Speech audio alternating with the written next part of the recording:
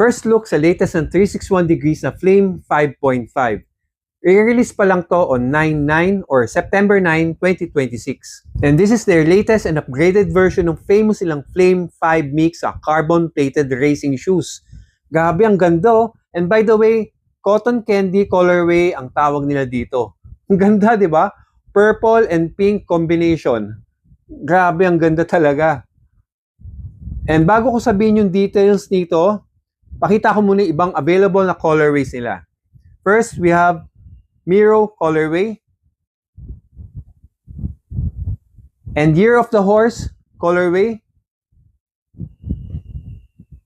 and Kumquat lemon colorway. Okay, so ngayon, bakit gustong-gusto ng mga racers itong Flame 5 series? Especially itong Flame 5.5 na i-release pa lang, magugustuhan nyo talaga to. So isa-isahin ko yung details niya. Gustong-gusto ng mga racers yung responsiveness, high energy return, bounciness, and superb cushioning ng CQT Flame midsole. And ang stock height niya ay 34mm sa harap and 40mm sa likod. And to make it faster and more responsive, nilagyan nila ng Quick Bone Dynamic na 3-dimensional carbon plate in between the two midsoles. Plus, a very aggressive rocker. Talagang tutulungan kang bumilis tumakbo. It's also lightweight, kaya ang result is a very energetic, quick, and fast na racing shoes for marathon and other distances din. Ang ganda ng ginawa ng 361 Degrees sa upper material niya kasi half is super breathable na upper material and the other half is breathable and durable and gives more structure dun sa overall fit.